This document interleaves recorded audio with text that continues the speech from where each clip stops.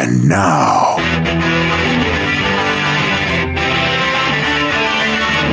it's the Still Unnamed Podcast with your host, Petey Salas. Hey kids, and welcome to another exciting installment of the Still Unnamed Podcast with Petey Salas. That's me, coming to you from the TSUP Network studios located in the back office of Bio's Bar and Grill. Everybody, we got a new website. That's my first bit of business today. I'm very excited. Much like Tracy Jordan from 30 Rock, I have my own .com. Yep, not a .biz, not a .net, not a .org. I got a mother-flippin' .com. That's right, it's our new website, and you've got to check it out at tsupodcast.com. That's tsupodcast.com. On there, you can find the most current episodes in both MP3 and YouTube versions, and then there's archives to past shows. There's links to YouTube, links to subscribe to us on iTunes. Oh yeah, did I mention? I'm on iTunes. Can you believe that? The shitty little pipe dream that I had about a podcast, it's finally coming together for me. I'm on iTunes. Subscribe to us there. That's big. To me, that's big. I don't know. In my world, that's kind of a big deal. You can also directly contact me there, find out more about me, find out more about the show. There's also a link to Mark's Minute, my brother-in-law's YouTube show. Everything. That is the Still Unnamed Podcast informational hub right there at the new website, tsupodcast.com. Very, very, very excited about it. So, want you all to check that out, please. Now, back to this show. This is Robert Ceballos Part 2. Got a lot of positive feedback about last week's, both about the talk him and I had about meeting each other and working together, and the ending of the show where I talked directly to you all, and I will touch up upon that in just a little bit. But this week is the conclusion of my talk with Robert Ceballos. He's been a DJ for over 25 years. I've known him for about 7 years. Good guy, funny guy. I'm going to warn you, the language in this one gets a little bit blue. We drop a couple of F-bombs. This is not a PG-13 episode where you're allowed to say one F-word and a couple of shits. It's raining F-bombs in this episode simply because they're necessary in order to tell the correct story in the right tone, the right pitch about working together at this radio station. That's really all it is. It's a 20-minute love letter to the radio station that him and I worked at. And more so, it's an appreciation of our boss, Larry. And on a side note, it's always amazing when you have a hilarious boss. And Larry was definitely hilarious, and he was one of a kind. And both Robert and I appreciated working with him very much. So we wanted to share a couple stories. Anyway, this will tell you a little bit more about the good old days of radio, the Wild West days, as we call it, that, I'm kind of jealous of, that I missed out on. I was not a part of that because, by the time I got into it in the mid-2000s, it was those days were gone. Corporate had taken over, so to speak, and, they had kind of phased out that rock and roll party lifestyle that radio DJs, lived back in the 80s and 90s. But at the very least, I was lucky enough to have met a lot of these DJs from days past and learn from them and hear all the stories. So I feel like I lived them myself. Guys like Robert Ceballos, guys like JJ Montana, may he rest in peace. Guys like Rock and Roll James. These guys were cowboys. They lived the rock and roll lifestyle. And I don't know. I mean, this type of talk fascinates me. So hopefully you guys will enjoy it too. So let's get to it right now. The conclusion of my chat with Mr. Robert Ceballos. Here we go.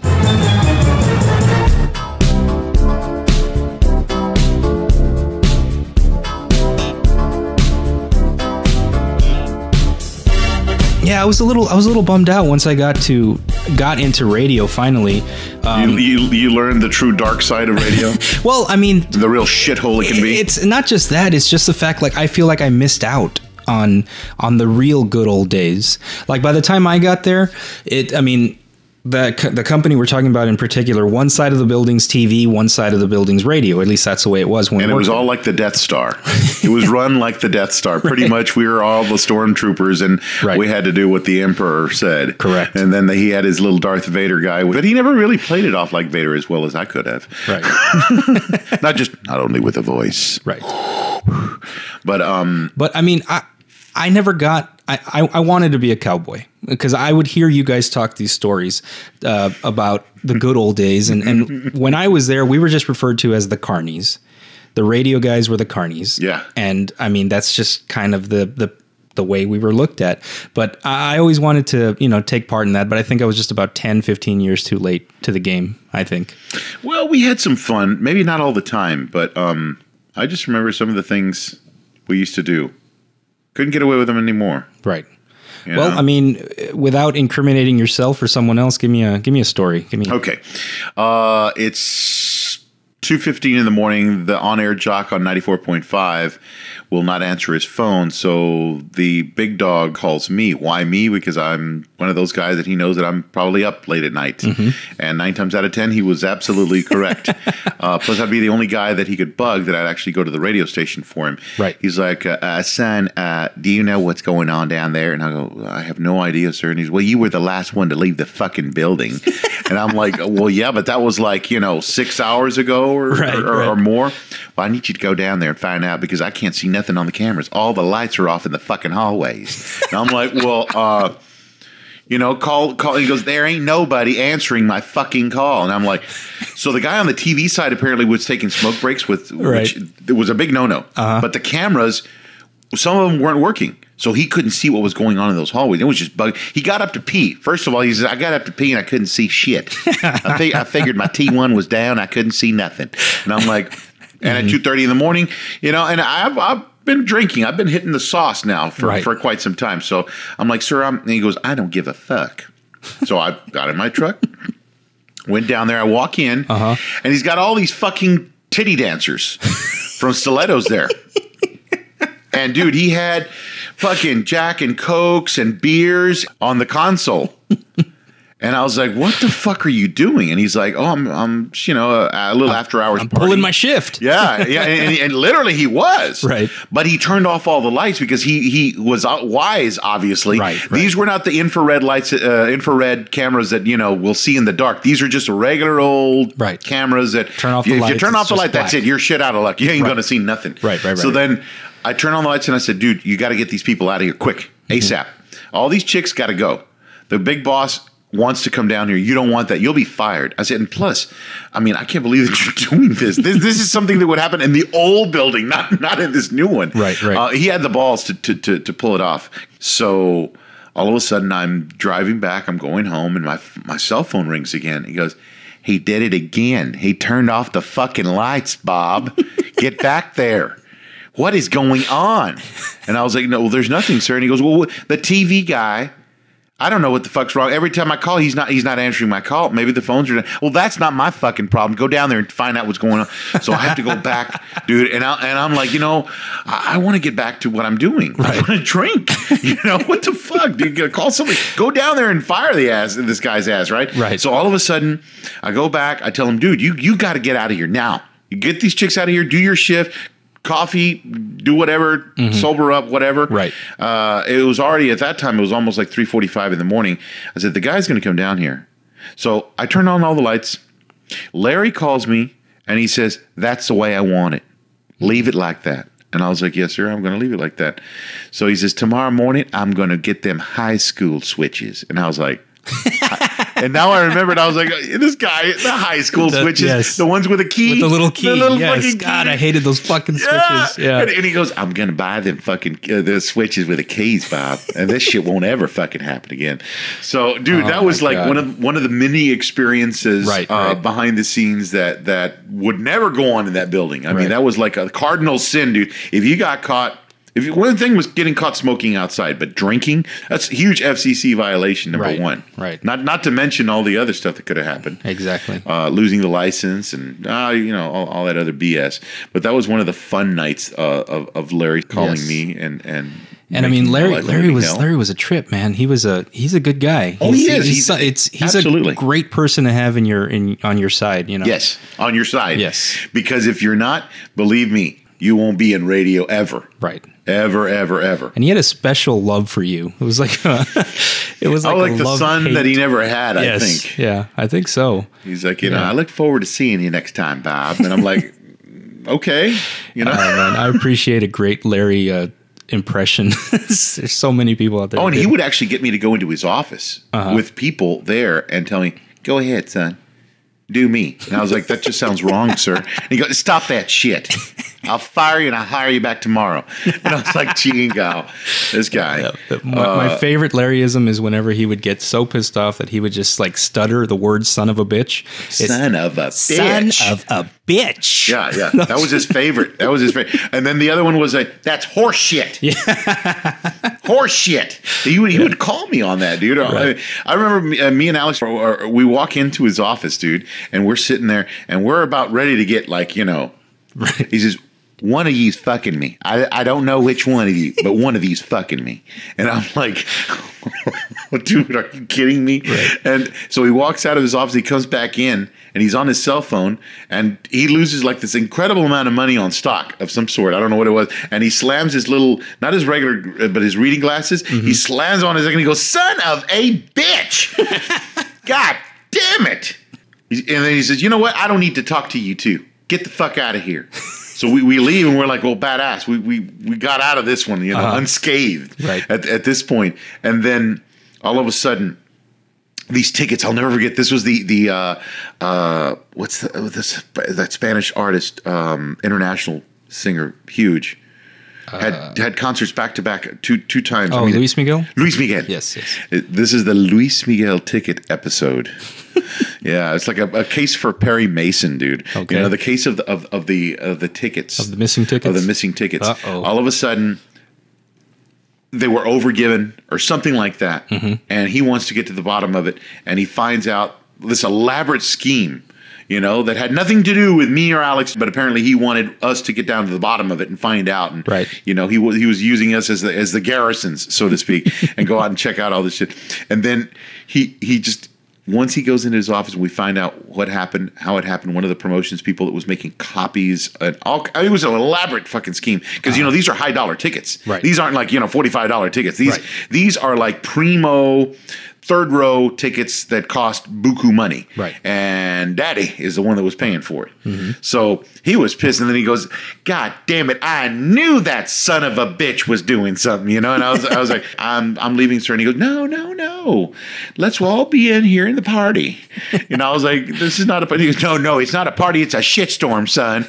And then, I was like, dude, this guy always had a way with words when he got pissed off. I mean, oh God love him. Yeah. So many things that happened in that building with that man. Some of the crazy little behind. I'll tell you some other behind the scenes. You know how I was famous for getting on the PA system and ranting off. I mean, I never said any obscenities or anything like that, but I would always do something like, the law offices of Dewey, Cheatham, and Howe are on line 3 holding for, so and so. And it was like, what did he just say? And I thought that Larry was gone from the building at the time. I said something like that. It was, totally innocent, but I just loved using the PA. Right. So I go to Hoyle's office, and Hoyle's laughing. He goes, "Man, the old man's been walking around the whole fucking building wondering who the fuck did that." And he goes, "Really?" And I go, "That's weird." Okay, so I walk back to my booth, and then I walk back over there again because he walked into my booth, and he was like, "Did you get on the PA, son?" I go, "No, sir, no." So he went to every single booth and talked to everybody in the whole building. So I go back to Willie's office, and he goes, dude, and I was talking to him, and he creeped up behind me. I didn't know. This is not like Larry. Right. Larry is a very prim and proper, kind of guy, no matter what. Yes. This guy looks to the tens when he's dressed, so you can't see him sneaking, being a conniving guy and being real quiet, walking up behind you. And he scared the living shit out of me because he came up back. I knew it. It was you son of a bitch. And I was like, Jesus Christ. Yes. And he goes, and he was just ear to ear smiling because he says, I got you, you some bitch. You made his whole fucking week. Yeah, I did. And he walked out of there after that. But he was happy, dude. He had a little spring in his step. Right. He loved finding shit out. And if he knew something, he'd call you on it. Mm-hmm. If he had any kind of information, any kind of little dirt he could use, he'd finesse his way into getting things his way. Oh, by the way, he was kind of like J.R. Ewing. He reminds me of J.R. Ewing. If he had something on you, he'd use it to kind of like, okay. And he knew when to drop it. And he knew when to pull his card and say, I'm calling in my marker. Oh, by the way, do you remember when you fucked up this? Yes. Oh, very famous. Oh, that was very classic. Famous, classic Larry Chinga. Good stuff. I miss those days with him. Yeah. Me too, man. That building doesn't feel the same. No, I still go there. I mean, my current job, I work out of that building, 20 days a month, and it doesn't feel the same. It's not that it's a bad place at all. No, not at all. It's just it's got a different vibe, the whole place. And it's once he retired, I still remember that day. Excuse me. I still remember that day he retired. His retirement little luncheon or whatever. People were getting up and they were just going on about how much he meant to them, and how the way he changed their lives or whatever. And I was not typically the type of person who would get up and talk about anything. I mean, not that I don't have a fear of public speaking. It's just, it wasn't my place. Maybe I didn't feel like I had that close of a bond with him, but for some reason I was just compelled to get up there. I grabbed the mic and I just told him very clearly, I said, you know what? I want to thank you for giving me a career.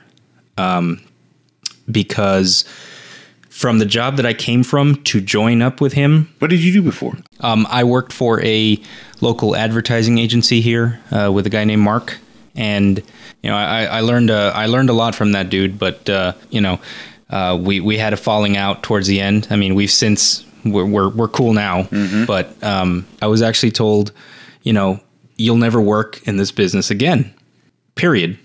And I said, okay, well, thank you very much.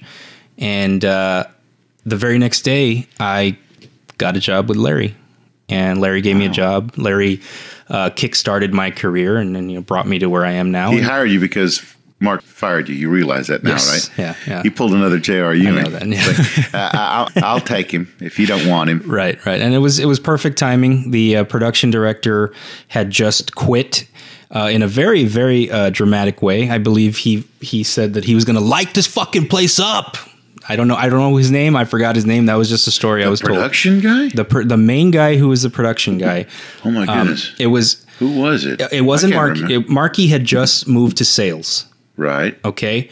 And they had promoted some guy up to production director, and he had that guy Mike Cantu, remember Mike Cantu? Right. As his his assistant. I'm forgetting his name. I do not know his name. Oh, was it the DJ that he was a DJ also? He might have been. All I know is that Oscar? I don't remember, but the sale, because I remember everybody in that building, and the only one that I knew that was doing production, but he wasn't a director because it was always Robert Montalvo. Right. Well, Montalvo moved to sales too. That's the problem. In the heyday, it was Montalvo and Marky. Yes. It was, the two guys. Yeah. Montalvo moved to sales. The Golden Boys. Right. He moved to sales. Marky moved up. And then they gave him two other assistants. When Marky decided he was going to move to sales, they promoted the two assistants up. Maybe he wasn't technically the production director. Either way. Okay, I think it was that guy, Oscar. He was driven insane to the point where... Yeah. And I, you know what? I vaguely remember this where he was like on the very verge of probably going postal. Right. Well, apparently when he walked out, he was threatening to burn the building down and whatever the fuck. Reminds me of Office Space. I burned the building down. Yes. Well, I mean, either way, it worked out in my favor. That guy lost his mind on Monday, and I was hired on Tuesday, basically. And it was some of the best. It all worked out. It was some of the best years of my life. I'm not going to lie. So Entravision has a very special place in my heart, and I'm really glad to still, have family there, so to speak. I go back to do production once in a while. You see me from time to time, right? Doing my other job, right? I do miss radio tremendously. The last 3.5 years, I've been on the radio, but only in the sense of commercials. Not really being on air, right? And still doing the TV audio or even the video part of it too, and it being in the commercial. So I'm still in a little bit of the limelight, but you get that radio itch. It never quite goes away. It really doesn't. And that's where I started doing more voiceover work, and I got the bug, I got the itch, so to speak, with radio, and I haven't stopped since. But I'm really glad to that you're coming back on the air. It's been a while. How long's it been? About 3.5 years. 3.5 years. It would be 4 years in December. Okay. So coming up on almost 4 years. So where can they hear you again? Jack 104.9. It's not a very big signal, so in other words, if you're in Brownsville, you'd have to actually be in your car to hear it. Okay. Now, I know that you can stream it online. Okay. At Jack FM. and it's got the Rio Grande Valley option, and I even think they have an app for the phones, where you can also listen to the station. The nice thing is, this is the only station in the valley that actually plays a very big variety, huge spectrum. Yes, they do. I mean, it's really well thought out, and this is the kind of radio that people like, right? And it's the only kind in the valley that's a one of a kind station. I listen to it. I really do. Really, do you? I'm a fan of Jack FM. Yeah. Cool. Yeah. So anyway, thanks for being on. No, thank you. And it's good to hear you back on the air. And we've missed you. And thanks for being a partner, being a friend for. Thank you so much, Pete. I 7 years now. 7 years. God, it seems like just yesterday. All right. Thanks a lot, man. Thank you.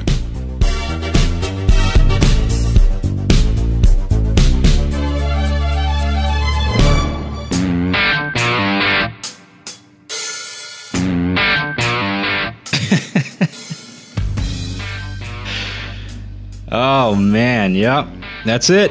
That's my talk with Robert Ceballos. That concludes my talk with Robert Ceballos. Now you know him. Now you know that he's a good guy. He knows his shit. He's back on the air, 104.9 Jack FM, doing the Drive at 5, mixing live in the studios. You guys should check that out. Want to thank him again for sitting down and talking to me and lending me his voice for the show. Yes, that is him at the beginning of the show. He's the official announcer for the Still Unnamed podcast. I'm very excited that he was gracious enough to do that for me. Bring a little bit of class to the show, if you will. I like it. I like where it's going. I do. I know I say that every episode, but it just keeps on. I mean, it keeps on getting bigger, and the listener base keeps growing, and the messages keep coming, and people I haven't talked to in years are coming out of the woodwork just to say that they've heard me and they like it and they're proud of me, and I'm very, very honestly humbled to hear that something that I'm doing and producing is being well received, and thank you guys, seriously. The ending portion of last week's show has gotten a lot of feedback too. I've had a bunch of friends of mine come out of the woodwork, and people I haven't talked to in a while. A bunch of guys that have been, I guess, have had trouble in life romantically, and it's very touching to hear that I got an email that just said thank you. So I replied, "You're welcome," with a question mark. Turns out to be a friend of mine that I hadn't spoken to in about 2 years, and he's been having trouble, recently divorced, and our friendship, I guess, that I had with him, it was very it was on the ground level. It was just, we talked wrestling and we talked, football from what I know, not really, but, it was just really one of those guy friendships that, it's very, very shallow. Let's just put it that way. We're guys. I don't think I've never been to his house. We've never had a beer together. It was just more of an acquaintance, friendship. So we never obviously got very deep into conversation about life and love and, shit like that, because it's something that guys don't really do very often. But once he heard what I said last week and the story I shared, he went through something similar, and he thinks that may be a leading cause of some of the problems he's had, as far as making relationships last and making them work and all that. But like I said, it was very sweet and genuine to hear that my words are resonating with people and they're making sense, because that's really all I want. I just want to make sense of my life, and if I can help one person make sense of their own life, hey man, I think I've done my job. So anyway, next week it's happening. I got Mama on the show. I know a lot of you have been waiting for that one. I've gotten a couple of Facebook messages saying, "When is your mom going to be on?" And we want Cindy. We want Cindy. So the masses have spoken, and I've listened. My mom will be on the show next week. That show will drop next Tuesday, which is the 28th, which is also, incidentally, her birthday. So it kind of works out perfectly. Mama will be on the show next week. Come back for that one. So, wrapping it up, that's all for this episode of the Still Unnamed podcast. And really quick, I want to remind you that you can still follow us on Twitter at Pete the Third and at facebook.com/Pete the Third. I also, again, want to encourage you guys to visit the website at tsupodcast.com. From there, you can find links to Facebook, Twitter, YouTube, iTunes, all that shit. And as always, like, share, and subscribe. We drop these for you every Tuesday morning. Special thanks to our sponsor, Chico's Bail Bonds, and many thanks to you for listening and lending me your ears for a bit. This network is growing, and I could not be happier. So let me know what you think. Keep sending me the comments, the messages, the text messages. I really appreciate it all. So for now, this has been Petey Salas here at the Still Unnamed podcast saying, Happy Taco Tuesday.